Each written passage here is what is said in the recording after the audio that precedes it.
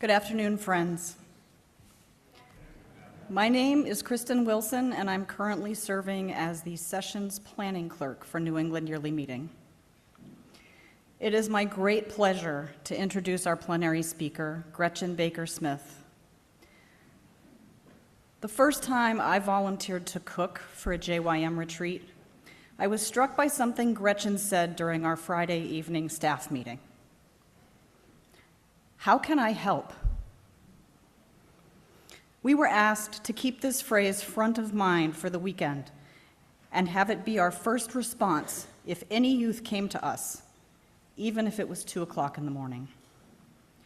I marveled at the effectiveness of this simple mantra.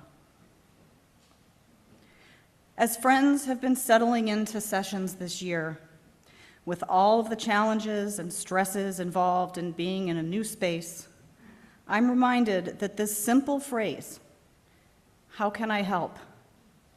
is truly a gift that each of us can share with one another. Like many of you, I came to know Gretchen while my children were participants in the New England Yearly Meeting youth retreat programs. During that time, I came to understand and appreciate the depth of Gretchen's ministry, not just of our youth, but of our entire faith community. Whether through organizing Bread Day events across multiple monthly meetings, fielding phone calls from struggling parents, or frantically trying to source lemon ginger equal exchange chocolate for the Sessions bookstore, Gretchen's nurturing ministry has touched so many of us. As the theme and speakers team discerned who our plenary speaker should be, Gretchen's name rose up as the perfect choice. As someone we believe truly has her finger on the pulse of the New England Yearly Meeting, we discerned that there was no one better to minister to this gathering at this time. And to our great joy, she accepted our invitation as if once again asking, "How can I help?" Following Gretchen's message, we will settle into a period of waiting worship. Please join me in welcoming Gretchen Baker-Smith.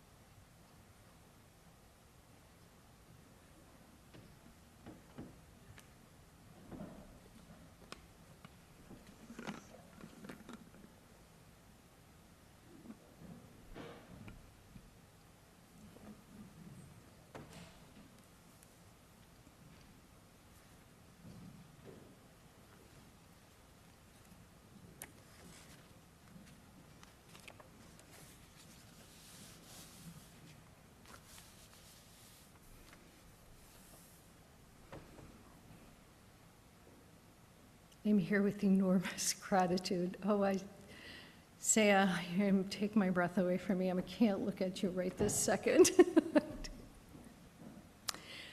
I do know so many of you here, and it is a blessing in my life. I want to start out by inviting you into this space together. Any of you who have been part of JHYM will recognize this. I usually say this about whoever else is speaking on Saturday morning. I have never done it for me. But I usually would say, I have invited this young person, this staff person, to consider speaking on this theme because they have something to share. They may be faithful to it. They likely will be faithful to it. But that doesn't mean that you don't have a part in it. We are all here together. We are all listening for the Spirit rising up among us. I appreciate you holding that space, that I am faithful to the words that I hear. And I apologize for the ones that aren't faithful, and you will just let them drift.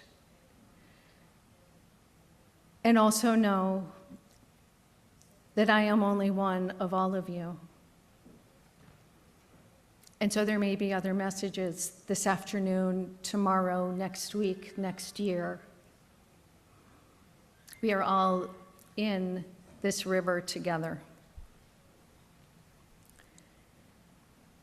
And we are here, despite any number of hurdles.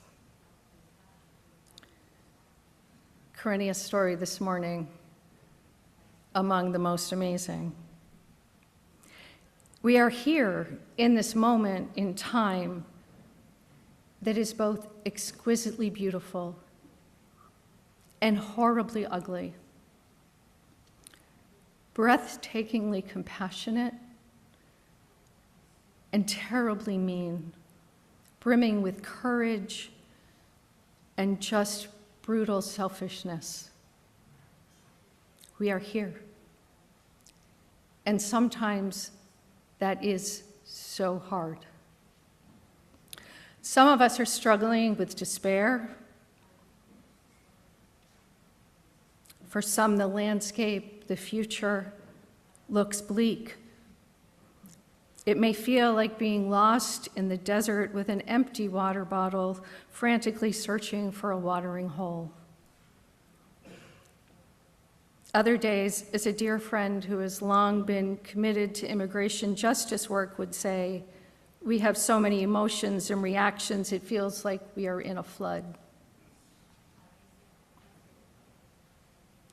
Our dear friend Karenia has been leading us on a grounded and gifted time through this in the Bible half hours, and I am so grateful, but I do have a little voice in me that would like to simply say, that friend speaks my mind, and sit down.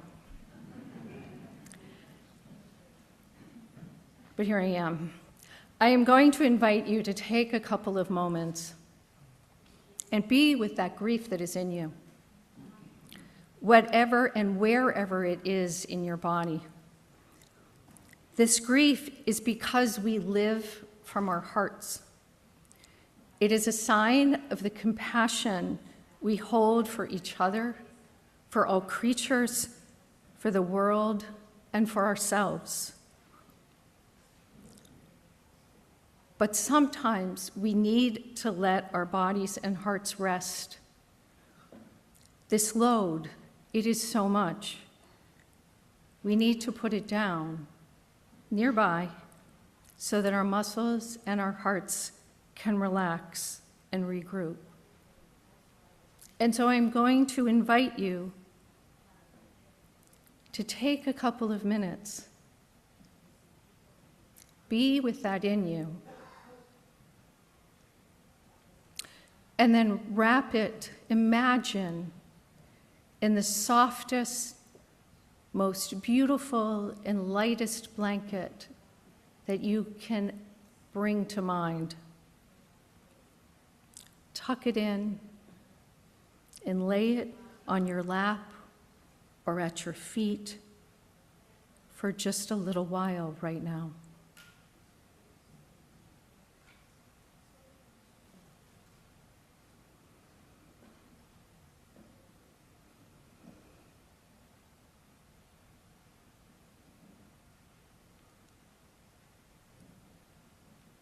As one of my most recent teachers, Kat Chapin Bishop from Mount Toby Meeting, would say, we can't look at anything positive if we aren't free to be with our grief. Actually, she says, share with our grief. And if we were in a different space, I would have us do that. But not this moment. But I encourage you to find moments for that this week,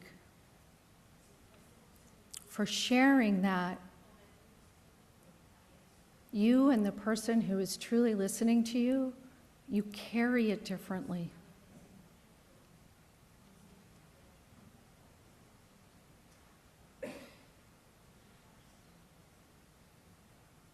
I invite you to breathe and notice if there is any spaciousness, however small.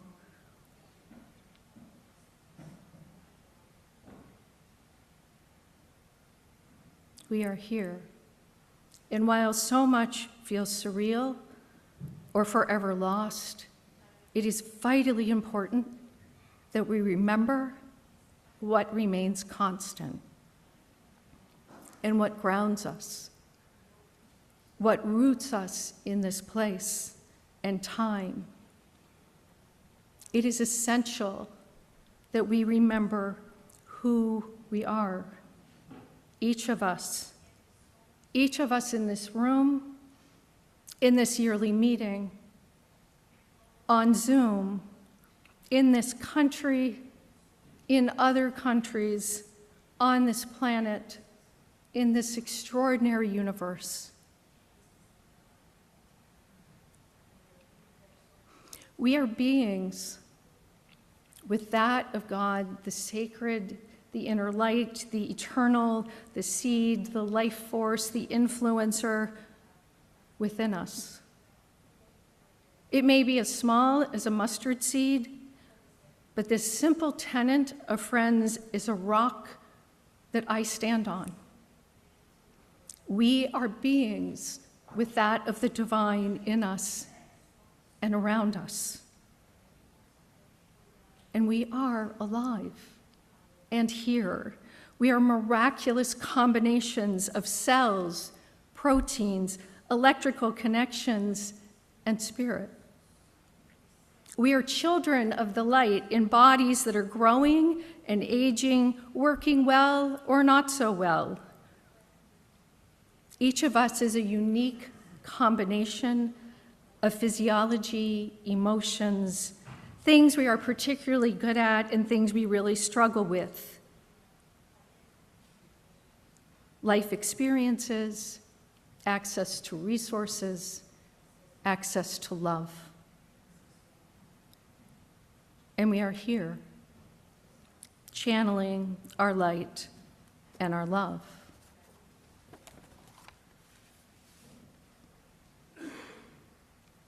In good moments, with all of my being, I believe that there is that of God in everyone, and I believe in this eternal source of love and grace and light and incomprehensible compassion. The older I get, the more I lean into the answer that Moses received at the burning bush. To this question of who are you, the answer is, I am.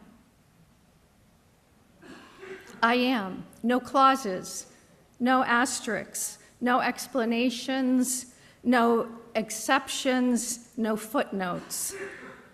I am.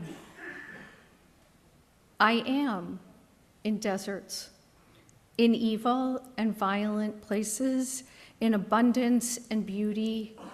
I am. Scholars, publishers, theologians, lecturers, teachers, priests, rabbis, all sorts of people expound on those two words and the concepts and what it all means. But the radical simplicity of the answer is enough in this story for me. I am.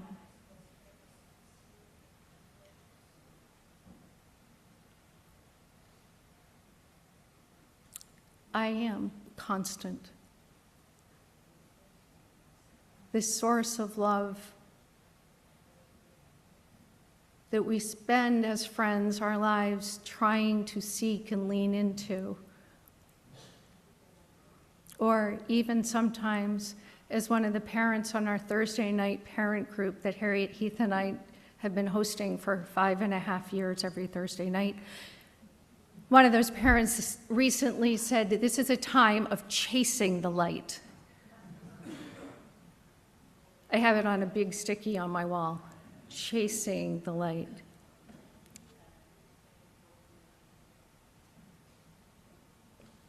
How do we remind ourselves of this existence, this reality?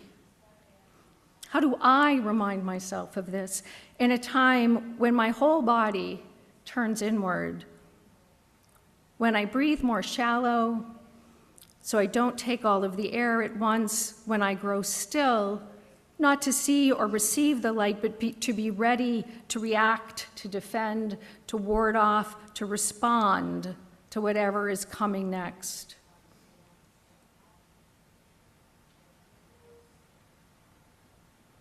I remind myself of all that I have seen and all that I know.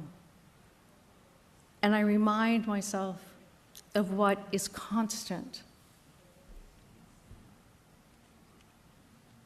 Love,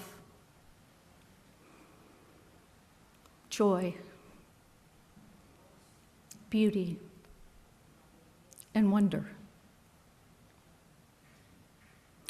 Throughout my life, I have been extraordinarily fortunate to witness moments of grace, of transformation, moments where a heart opens because of love, and because of that opening, more love and grace and spirit and joy get in and flow through and out.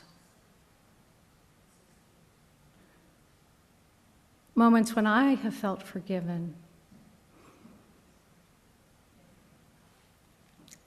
Any JYM or a junior higher will know there were a lot of cranky Sunday mornings for Gretchen. And I was always so moved to tears by my saying, I am so sorry. And they would say, it's okay.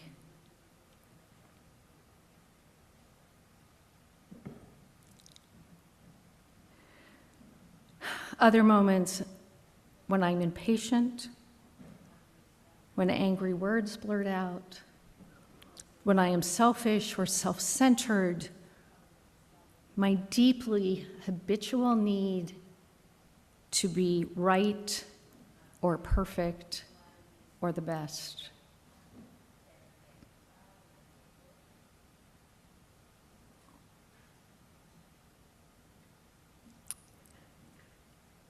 I have seen young people blossom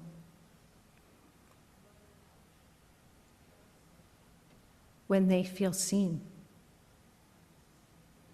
when they feel known, when this happens over time. One of the gifts of our time together, staffing the youth programs, was the number of us who were there for a long time. and we knew people. We have known people. We still know people for a long time.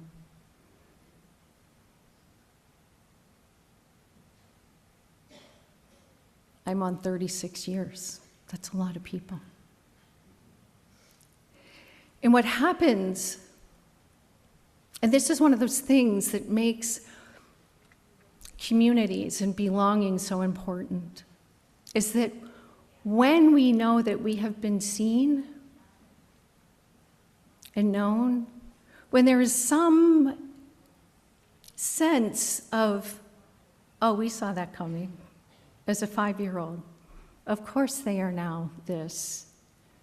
And other times when you go, wow, that is not where I thought they were going to be. Times when they had a moment or a stretch of time that was so terribly awful, or they were incredibly brave. So many stories of young people who were so incredibly brave that they made us as staff braver in the world.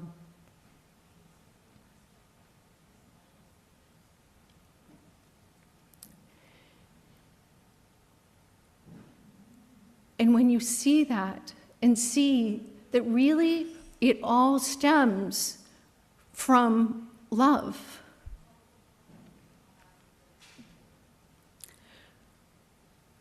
from this seeing and saying, I love all of you, even the messy, messy, chaotic parts. Because that's what we all are.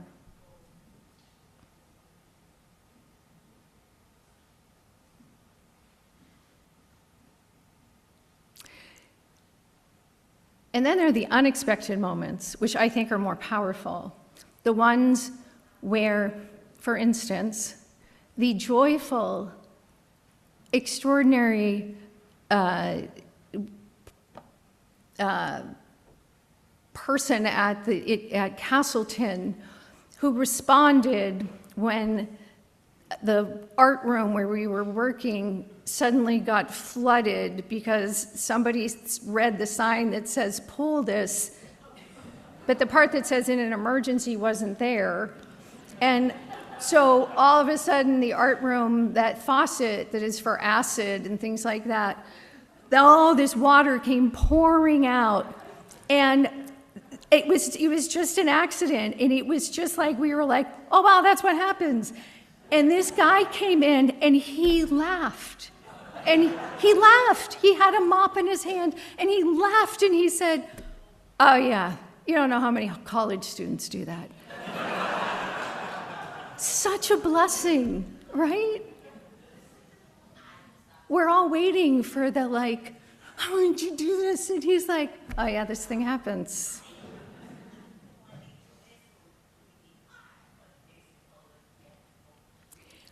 I am currently, in that way that life unfolds unexpectedly, since January and since the yearly meetings, stepping into the lawsuit about safe spaces for all people. I have found that this call that I have been trying to faithfully follow for a long time, basically to nurture joy and love, has taken me onto the streets of New Bedford doing immigration work. And in an unlikely way that is very different from building Sculpey and singing gloriously loving songs.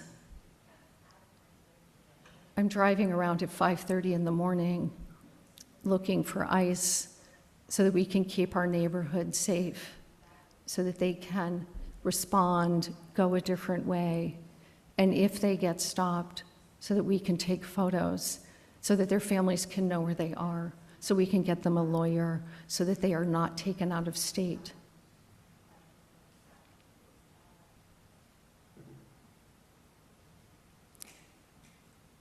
This was not one of those things I thought that I would be doing ever. It's very concrete, though.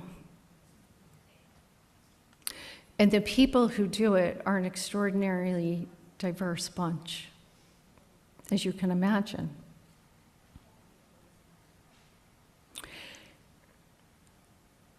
And that love is happening in ways. We are at this point, we have a signal chat. And there are heart emojis when somebody says, I've got to go pick up a kid, or I'm safe, I'm home, or I can't come today, or I am coming today, or I'm going out, or a market basket is safe. This love and this deep care for each other in ways that 6 months ago, some of us didn't know each other at all. It's one of those unexpected blessings in a very hard time. And one day, I was the one who was on when it was 5:30 in the morning, and 6 men who were in a van going to work got stopped and all taken into another van and abducted by ICE. And I was frantically trying to get pictures and video, and I went to upload them, and in a moment of techno horribleness, I deleted them instead. Now, there were really great young people on the sidewalk who took really great videos and pictures, and we got them, and they could do that piece. But I could park the car, and I could be with them and say, how are you doing? And they were crying and saying, this is terrible. And I could say, it is. And I can't tell you what's going to happen to these men, but you have been invaluable service. And we could process it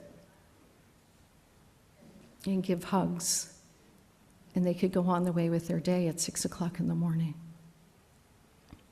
I could then let the team woman, this extraordinary woman who leads this group,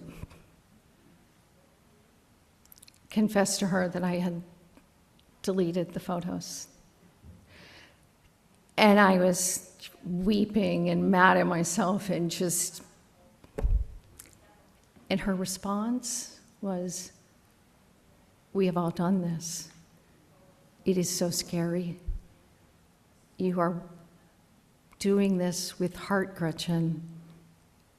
It's okay, that's why we are a team.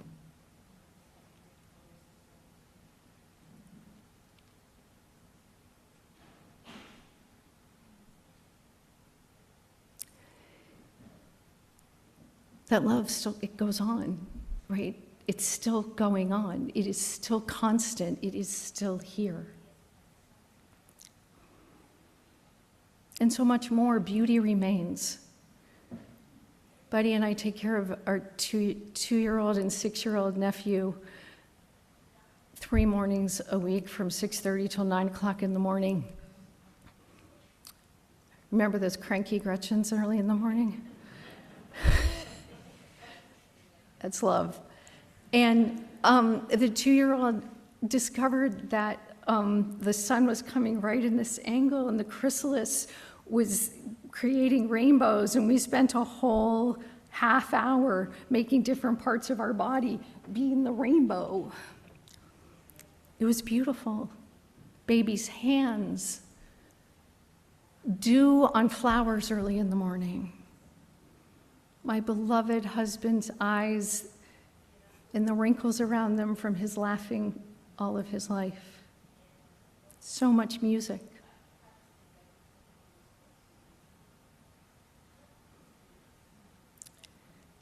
So much joy. These remain. These are right outside the door. These are in here. and the ability to wonder, which I think particularly for adults, and particularly for adults when they're stressed or feeling like you really need to just keep trying to do what you can do, gets lost. And I want to bring you a little bit of wisdom from the JYMers when we had this whole retreat a few years ago on wonder. This is my wonder chair, which I took to the retreat. And we talked about what would happen if everybody in a meeting had a wonder chair, so that they sat in worship and expectant of the God, of the divine, to come because they were in this chair. They got it. When I said, where else do you want to put it? They ran it, over the hill. They ran it down to some of the cabins. We sat in there trying to see if it was different. And then I said, what if we went in a movement and we started making wonder chair places? Where would you put them? And immediately, our gorgeous Quaker kids said, war zones, the ugly parts of Boston, my neighborhood, Gaza. Jails, Gretchen, can we put them in there? I was like, yeah, let's do that.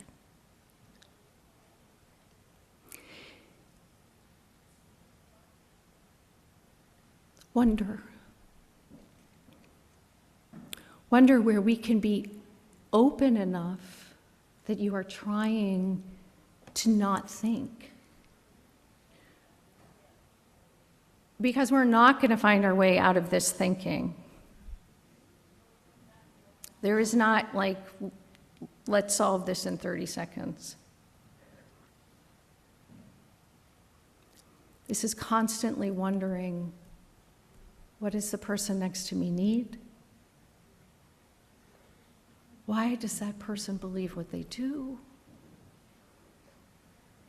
How is our country going to be loving?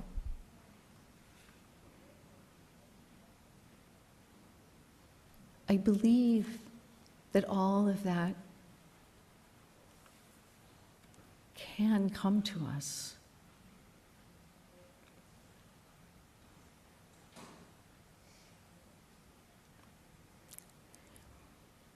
I return a lot to Julian of Norwich, who was this, I don't think she was called a nun. She was a person who devoted herself to God in a religious order. And she was during the plagues, and people were dying and dying and dying, and it was really terrible, and she was cloistered, but she had a little window. And she would tell people from her wondering, from her, the gift of the Spirit, reminding her of goodness and of love and of joy. And she would say, all shall be well. And one of my very favorite songs is Julian of Norwich.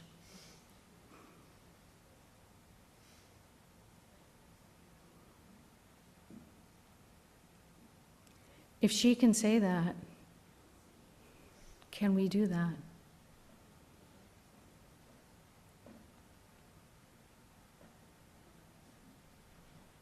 I think the challenge is keeping open to both of these things at the same time. It's being present to the awfulness, but not dropping what is constant, that is our water holes.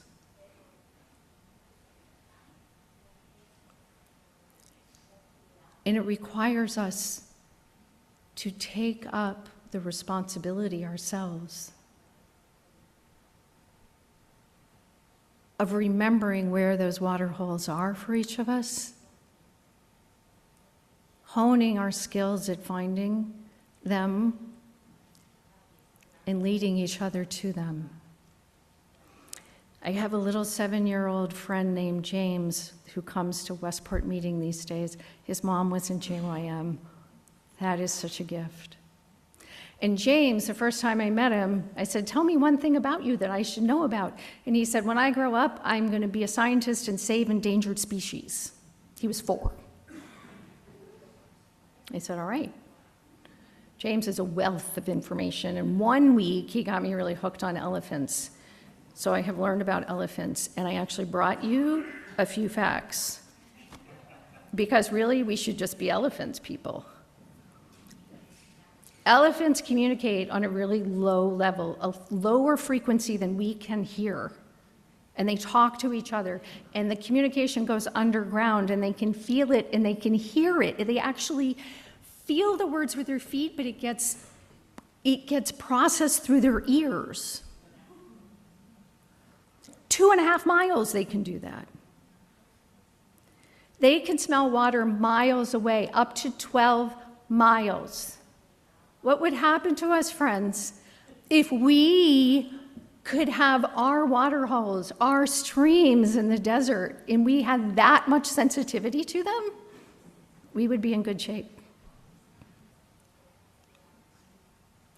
They also have incredible memories. And they know the shortest way to the most near water hole in the savannah.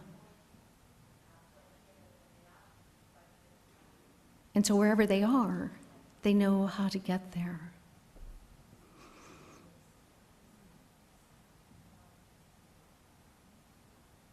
We could do a lot worse than try to be elephants.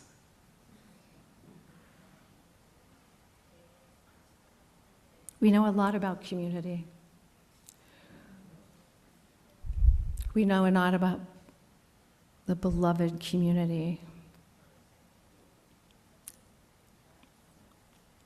We have a lot to learn.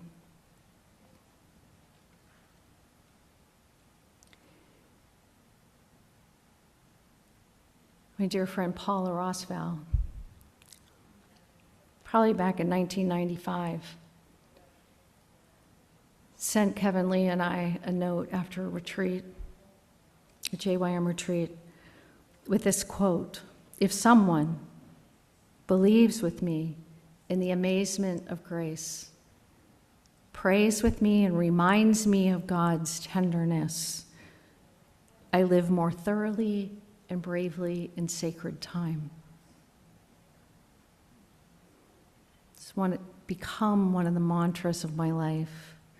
She saw it on a friend's journal cover, and then for years and years, she and I tried to find who wrote it, and Paula finally got a copy of the 1994 Friends Journal, and inside cover in all of the acknowledgments found that it was actually Mary Rose O'Reilly, which you go, "Oh, that makes sense." Let me read that again.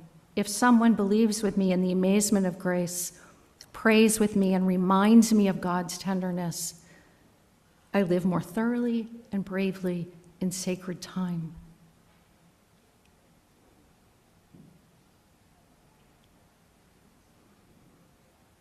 My youth staff will tell you that that was on many, many, many staff notebook covers, because that about just names what we were trying to do. What we found was what we were after in loving young people and them loving us.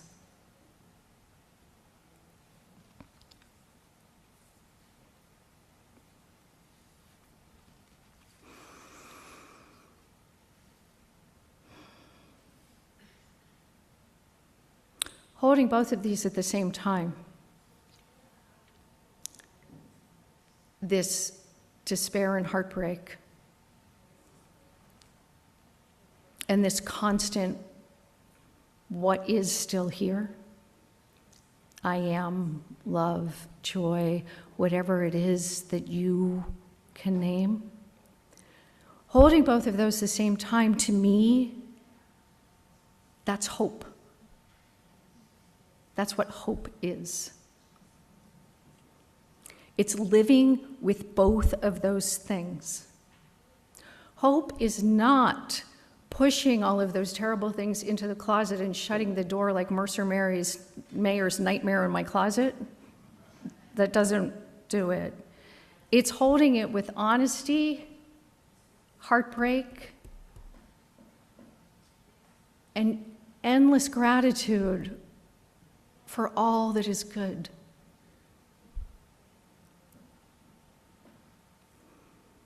For all that I know and sense and see and experience about the divine, about what love can do, about joy and children, trees, wonder and beauty that are here.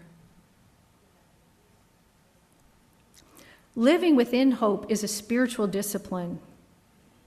It is a muscle. It's a verb whereby all of us have to nurture the ability to hold these at the same time, to be present to both.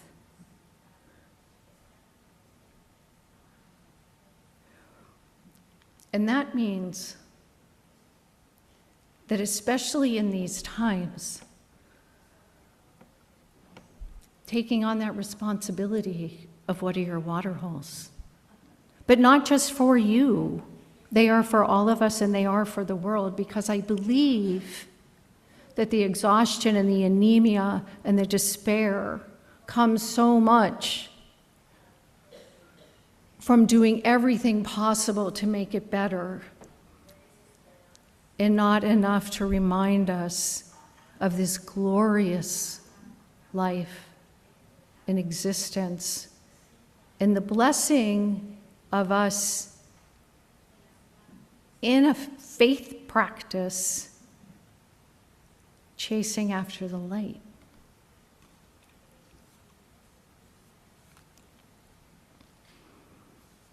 This is something that comes to me frequently as a reminder from bread. Those of you who don't know, I started making bread in about 1980 and have been at it ever since. And every loaf, every day, is a new lesson, because it's always different.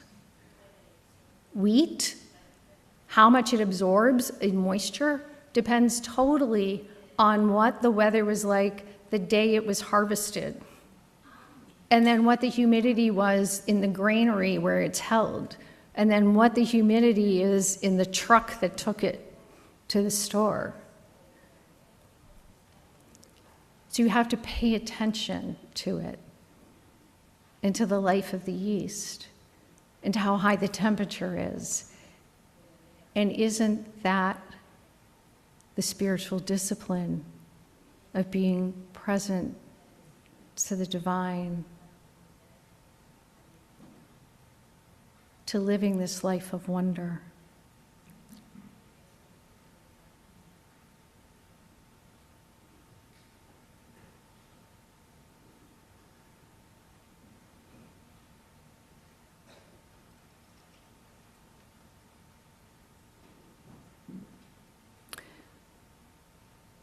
One of the other things that is happening right now down in New Bedford is that my friend Elizabeth Murphy, with help from the Mass Council of Churches, with Reverend Tina Rathbone, who was supposed to be here, who has a great book in the library, in the bookstore, about her work with immigrants at the border. Tina and Elizabeth had this vision to start these weekly vigils of love. That's what we call them. They're not protests. We have 2 neighborhoods in New Bedford that have been particularly hit by ISIS practices and the fear in general. And every Wednesday from 5:30 to 6:30, we alternate which neighborhood we're in. We bring the signs so that people aren't bringing protest signs, because the people in these neighborhoods don't need to see that. What they need to know is that they are loved, they are cared for, that there are people who are grateful for their presence in our neighborhood, in our country. There's somebody from our meeting who makes cookies every week. There's somebody who started bringing bubbles and chalk. There's people, we sing songs and we wave, and the cars honk away, and then we go home. And it is this two things at once, right? We are holding how awful this is, but at the same time, we are trying to say this still exists. And every week, these vigils get bigger. And people are starting to say, okay, I'm doing that, now what do I do next? Because this feels really good, and this is joy. I can do things in joy.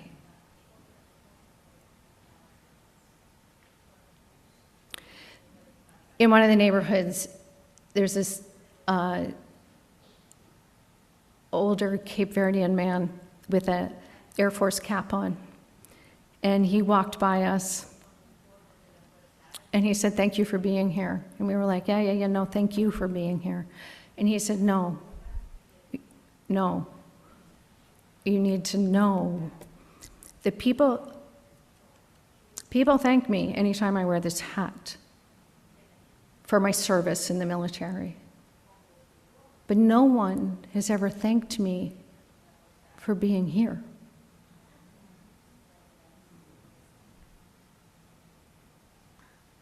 That is something we know a lot about, friends. That's not a hard lift.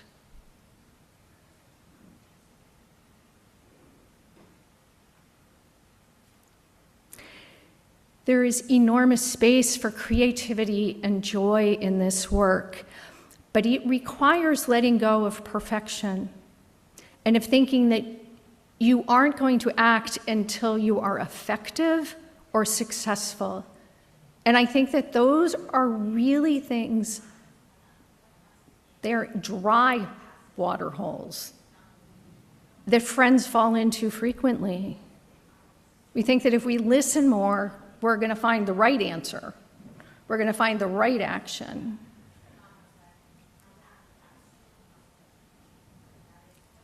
In our meetings, right? Are we going clapboard or shingle on the outside of the meeting house?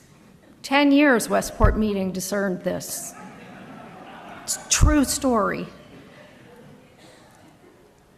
But this thing about perfection and about effectiveness has really tied up an enormous amount of good love that could be churning out there. And we need to let it go. And there is incredible relief in setting it down and going, this is the next thing I'm going to do today. Because I believe that we are not called to be faithful or successful. We are called to, no, we're not called, we are called to be faithful. We are not called to be perfect or successful.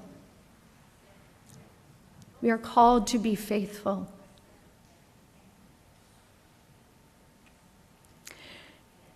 And that doesn't change. It's not like that has a little clause on it too that, oh, you need to be faithful as long as the weather's good, or as long as the right person's in the White House, or as long as you're feeling pretty good.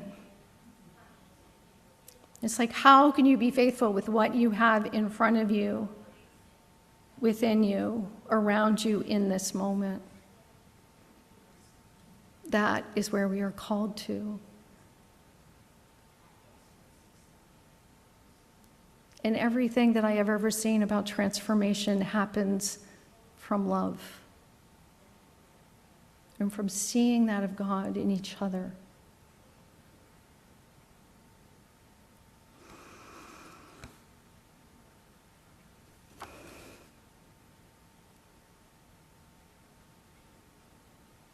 How do we remain like the elephants, knowing where our water holes are? How do we trust that there is enough for today? How do we trust that there is enough love for us to share with other people?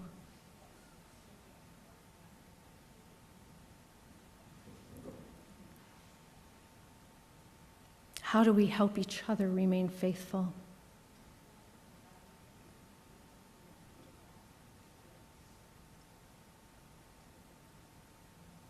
No matter what these hard times are, because what is so real and so sacred and transforming remains.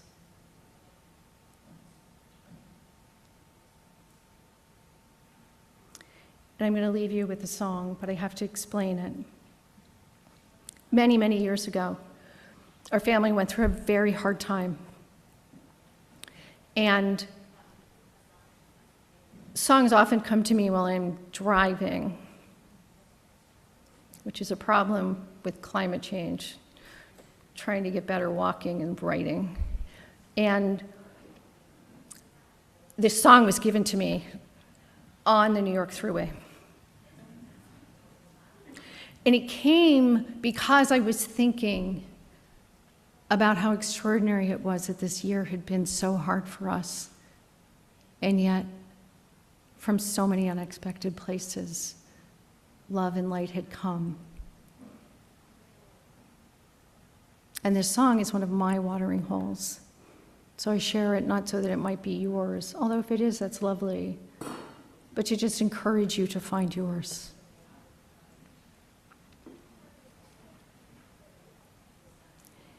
There is a river that flows through all beings, living water, grace-filled streams, whatever you call it, however you pray. This wellspring of love seeps in our days. There is much heartache, sorrow and pain. Rainbows come mostly through dust and rain. Whatever you call it, however you pray, beauty and mercy aren't far away. So cast your boats onward and sail towards the light. Trust in the current when it is night. Whatever you call it, however you pray, there is enough love to get through this day. For there is a river that flows through all beings, living water, grace-filled streams, whatever you call it, however you pray. This wellspring of love seeps in our days.